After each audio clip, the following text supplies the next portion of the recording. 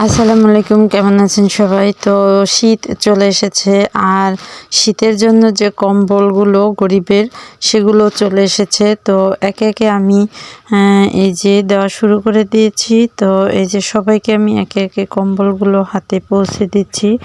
এই কম্বলগুলো একদম অভাবগ্রস্ত যারা খুব অসহায় আছে তাদের জন্যই এই কম্বলগুলো।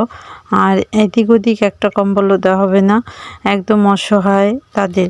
তো উনি কিন্তু অপরিচিত এবং একদম অসহায় গরিব এক মহিলা।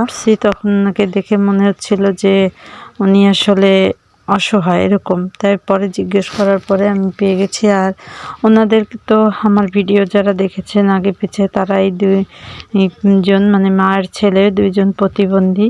তো ওনাদের এই চৌকিটাও একজনে বানিয়ে দিয়েছে। তো আমরা আবার কম্বল দিয়ে গেলাম।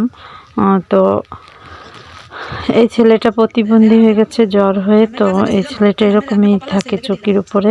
তো যাই হোক, সবাই এরকম টুকটাক হেল্প করলে কিন্তু এরকম অসহায় মানুষগুলো ভালো থাকে।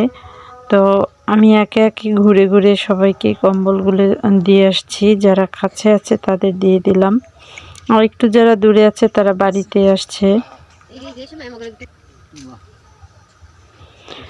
তো এই চাচারে দেখলে আসলে মায়া লাগার মতো। এই চাচা আসছিল একদিন আমাদের বাড়িতে ভিক্ষা করতে। তো তখন আমি তার সাথে কথা বলি। তার চাহনিটা দেখলে মনে হয় যে একটা মনে হয় যে অসহায়, এর চাইতে আর কেউ নাই। ছেলে একটা ছিল, তার বউ ছিল, মারা গেছে। তো জমি জমা যা ছিল তা বউয়ের চিকিৎসার জন্য বিক্রি করে এখন সে ভিক্ষা করে খায়। তো তার অসহায়ের কথা শুনে আসলেই অনেক কষ্ট লাগছে। এখন তাকে কেউ যে রান্না করে খাওয়াবে সেরকম কিছু কেউই নেই। তো যাই হোক, তারপরে বিকালবেলা আবার বাড়ির পাশে আমাদের মসজিদের ওয়াজ মাহফিল। তো সেখানে এসে দেখি এই চাচা অর্ধমানব। তো তার জন্য আবার একটা কম্বল নিয়ে আসছি।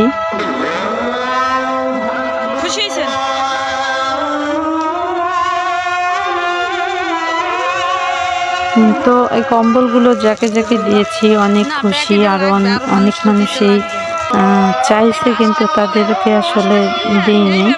যারা এরকম অসহায় আমি তাদেরকেই বেছে বেছে খুঁজে খুঁজে তাদেরকেই দেওয়ার চেষ্টা করেছি, আর তাদের জন্যই। তো বাজারেও দিয়েছি, বাজারে একটা কলাওয়ালা আছে তাকে দিয়েছি, একজন পাগল ছিল তাকে দিয়েছি। তো এই বিকালবেলা আমি 4টা কম্বল দিয়েছি।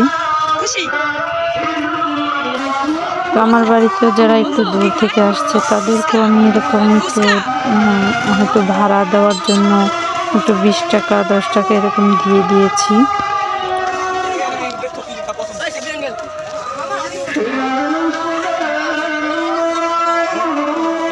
তো এখন আন্তালিয়াও একটু বাদাম ঝালমুড়ি এগুলো খেতে চাইছিল। তো ওয়াজ মাহফিলে আজকে অনেক বাদাম উঠছে। তো এর জন্য ওকে যে ভাপা পিঠা কিনে দিচ্ছি।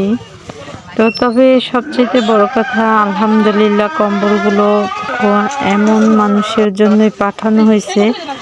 আর এই মানুষদের কাছেই আমি পৌঁছে দিয়েছি। এটা আমার আমানত আমি একদম পরিপূর্ণভাবে পালন করেছি, এটা আলহামদুলিল্লাহ। আর এখানে আন্তালিয়াকে ভাপা পিঠা কিনে দিলাম। তারপরে ও হালিম খাবে, এই যে হালিম কিনে দিলাম।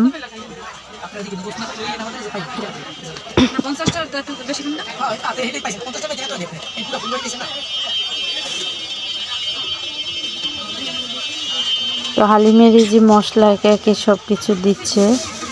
তো হালিমটা দেখতে খুব সুন্দর।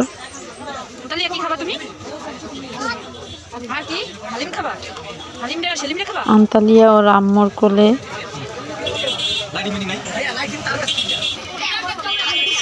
ওকে আসলে প্রথম আনি নাই, তো ওর এক মজা কিনে নিয়ে দিলে সেটা খাবে না, ও মজা স্বয়ং এসে কিনে নেবে। তাই ও এবার ওকে নিয়ে এলাম, আর ও সব একে একে কিনতেছে। তো এখানে ঝালমুড়িওয়ালা ঝালমুড়ি বানাচ্ছে, ঝালমুড়ি খাবে। তো এই যে তার মশলা দিয়ে সব ঝালমুড়ি বানাচ্ছে, আমরাও ঝালমুড়ি নিচ্ছি। আমরাও 20 টাকার ঝালমুড়ি কিনে নিলাম।